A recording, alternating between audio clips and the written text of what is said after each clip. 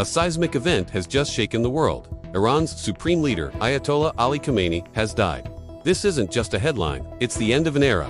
For over 3 decades, Khamenei has been the ultimate authority in Iran, shaping its political, religious, and security architecture with an iron will. His passing is far more than a domestic succession issue. The repercussions are global, set to ripple across energy markets, redraw alliances, and fundamentally shift the balance of power in the Middle East and beyond. We are standing at a historic crossroads, and what happens next will affect us all. To understand why, we need to look beyond the immediate news and dive into the intricate web of power he leaves behind. So, who exactly was the supreme leader? In Iran's unique political system, the supreme leader, or Rabber, holds ultimate authority. Ayatollah Khamenei wasn't just a president or a king. He was the final word on everything. This included direct command over the armed forces, including the powerful Islamic Revolutionary Guard Corps, or IRGC. He steered the country's controversial nuclear program, dictated foreign policy, and held sway over the judiciary. He was the bridge connecting the fiery revolutionary ideals of 1979 with Iran's modern-day ambitions as a regional superpower. His personal ideology and strategic decisions have defined Iran's relationship with the world for a generation. With him gone, a vacuum has opened at the very heart of the Iranian state, and its filling will have profound consequences for global energy prices, international diplomacy, and regional stability.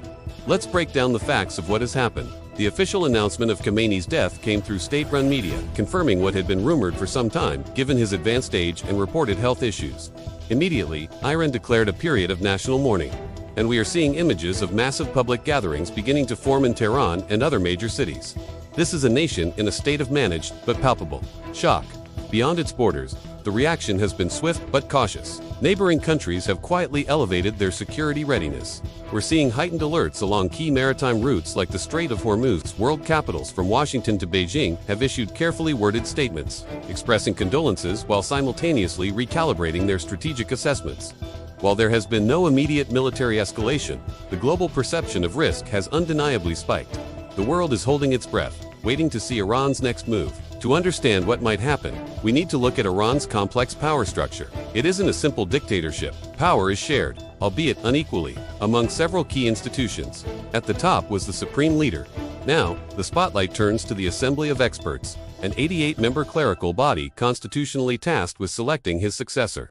This process is where the real drama will unfold, but they are not the only players.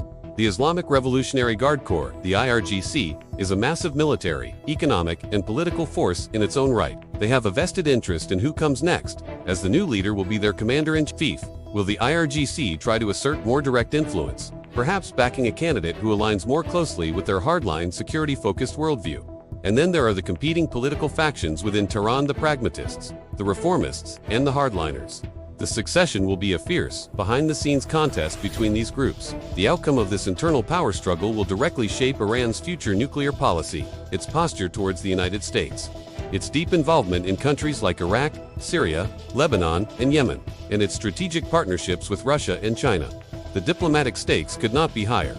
For decades, the international community's relationship with Iran has been defined by a cycle of tension, negotiation, and sanctions, primarily centered on its nuclear ambitions. The United States, in particular, has a long and fraught history with the Islamic Republic.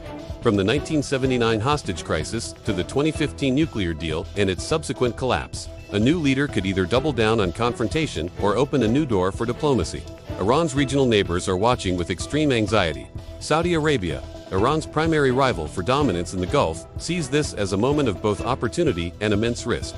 Will the new leadership be more aggressive or more willing to de-escalate? Israel, which views Iran as its most significant existential threat, is on high alert, assessing how this transition might affect Iran's support for proxies like Hezbollah and Hamas. Other regional powers like Turkey and Egypt are also recalculating their strategies.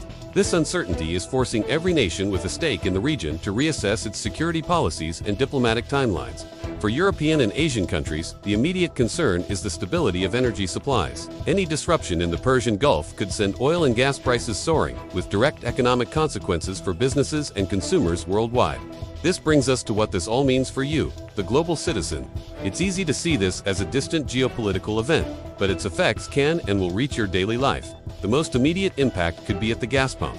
Iran is a major oil producer, and the Persian Gulf is the world's most critical energy choke. Any hint of instability or conflict in the region can cause crude oil prices to spike, which translates directly to higher costs for gasoline and heating oil.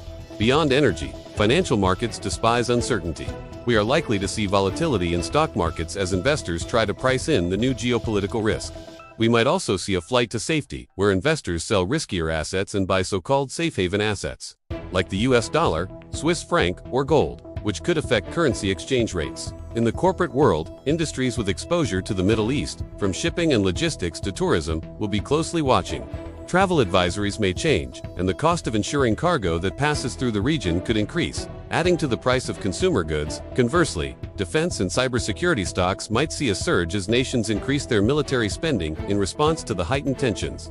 This event is a powerful reminder of how interconnected our global economy truly is. So, what could happen next? As the dust settles, we can foresee three broad potential pathways for Iran and the world. The first, and perhaps most hoped for by global markets, is a path of stability and continuity.